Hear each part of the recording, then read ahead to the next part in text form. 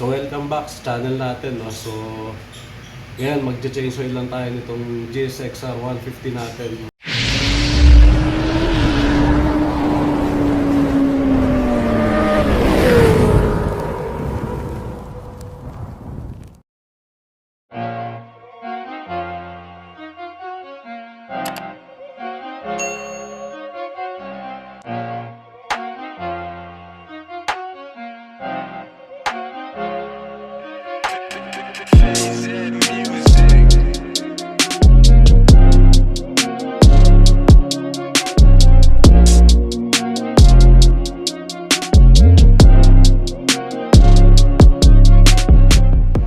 So syempre, unang kailangan natin, yung langis natin, no? So ang gamit natin langis is itong Motul Bekena na yan. Tapos syempre kailangan natin ng filter. So para dito sa GSXR 150, ang kailangan natin is 1.3 liters na engine oil, no? So ito rin yung gauge kung saan nyo makikita kung low o full. So ito naman yung location ng filter. Tapos nandito naman sa kabilang side yung drain plug nya, no? So ayun yung drain plug nya. So dyan tayo magda-drain mamaya. So ngayon umpisa na natin mag-change oil, no? Pero bago yung lahat, tatanggalin muna natin sa paddock stand, no? So isa-side stand muna natin siya para ma-change oil natin siya.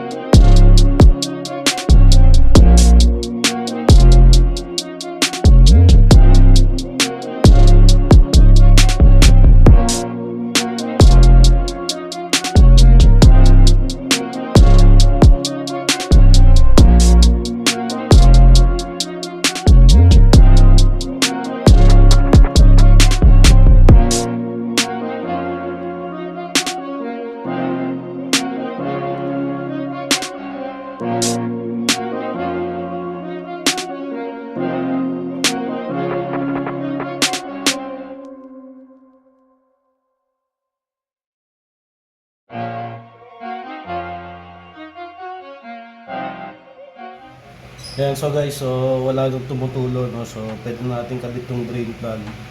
So bago nyo ikabit yun, pudasan nyo muna. So pwede nyo na ikabit.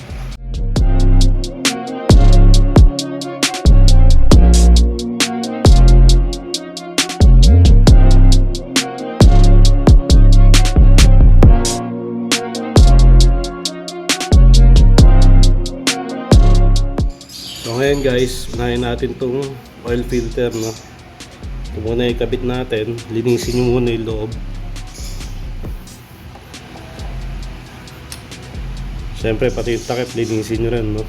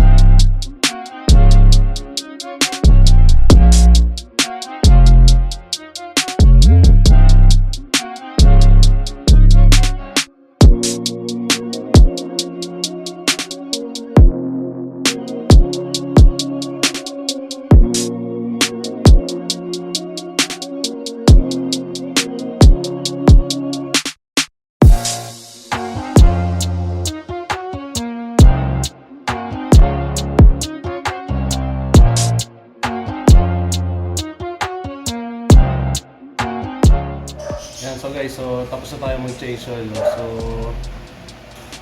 okay naman siya. So, testing na natin i-start. Yan, so guys, so try naman natin na i-start, no?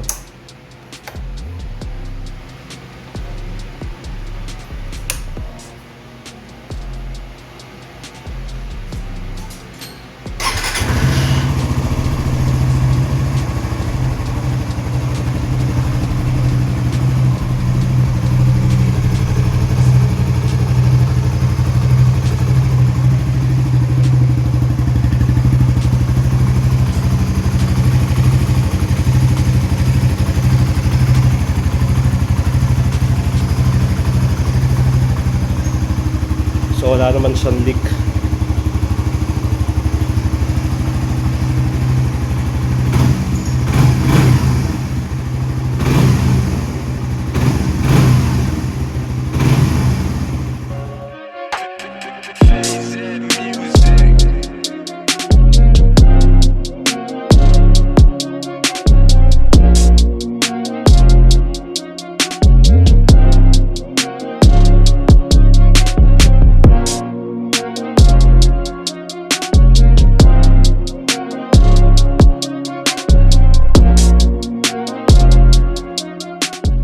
Ayan, so guys, so tapos na natin i-change oil si GSX natin, no? So, ganun lang kasimple yun, mag-change oil ng GSX R150.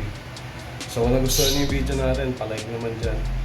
Kung nakatulong sa inyo, please subscribe.